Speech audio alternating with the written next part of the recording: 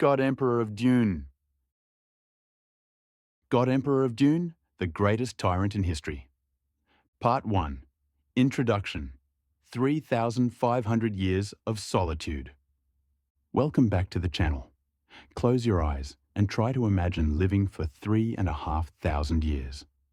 Imagine being trapped inside a body that is no longer human, a gargantuan, multi-ton human-worm hybrid.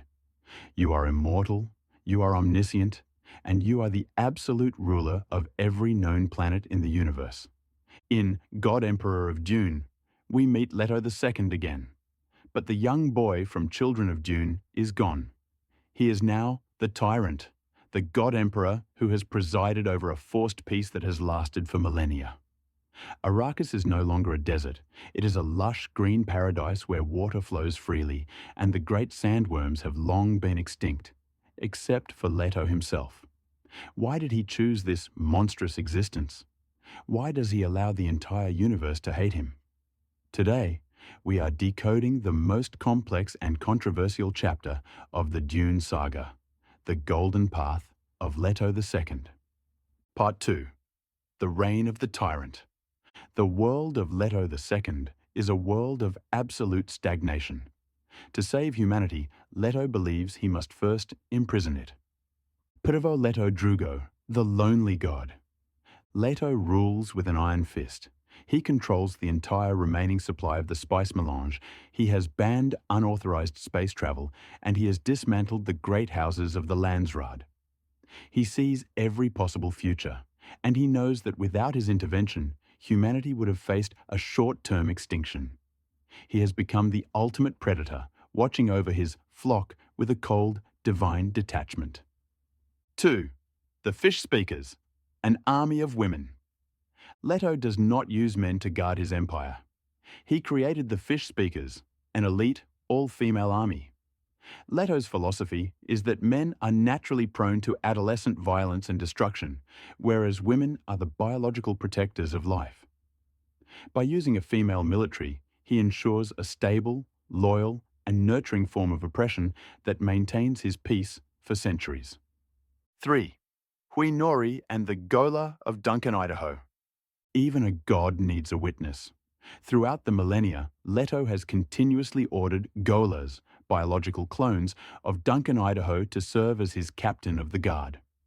Duncan represents the old Atreides loyalty, but he is also Leto's greatest critic, constantly questioning the tyrant's lack of morality. However, the true emotional Keech Tin-Chi, the heart-wrenching drama, arrives with Hui Nori. She is a woman genetically engineered by Leto's enemies to be his perfect soulmate. She is the only person who can truly see the lonely man hidden inside the worm. Their tragic, impossible love story is a reminder of the humanity Leto sacrificed for the sake of the species. Part 3. The Ruthless Lesson of Freedom. Why is Leto so cruel? The answer is the golden path. Leto understands a fundamental truth about human nature. Humans only appreciate freedom when they have been crushed by tyranny. He calls himself the ultimate schoolmaster. By imposing a peace so rigid and a control so total for 3,500 years, he is creating a biological pressure cooker. He wants to breed a new type of human, represented by Paul Atreides, who is invisible to prescient vision. More importantly, he wants to instill a deep, ancestral gut fear of being controlled. He wants his eventual death to trigger the scattering, a massive explosion where humanity flees to the furthest reaches of the universe, ensuring that no one person, no one machine, and no one god can ever track down or rule the entire human race again. He is a tyrant who is teaching his subjects how to never be ruled by a tyrant again. Part 4. The Planned Collapse and Release. The climax of God Emperor of Dune is not a tragedy for Leto.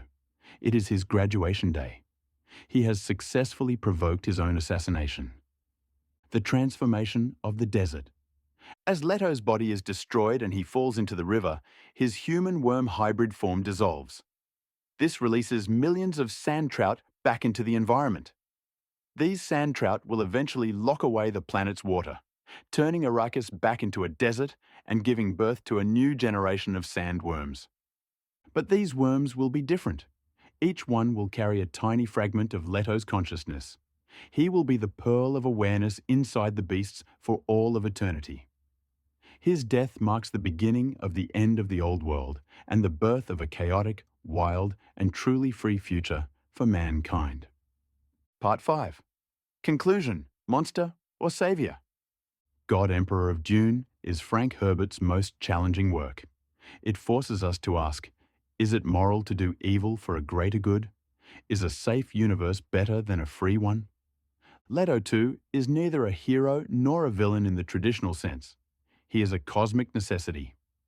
The book is heavy on dialogue and light on action, but the ideas it presents are some of the most profound in the history of science fiction. It transforms the Dune series from a story about a planet into a story about the survival of consciousness itself. Thank you for joining me for this deep dive into the mind of the tyrant. Do you think Leto II's golden path was worth the 3,500 years of suffering? Would you have the courage to become a monster to save your species? Let's talk about it in the comments. Don't forget to like and subscribe to join us as we explore the aftermath of the scattering in our next reviews of Heretics of Dune and Chapter House Dune. Until next time, walk the path and remember, the sleeper has awakened, and he has become the worm. Goodbye.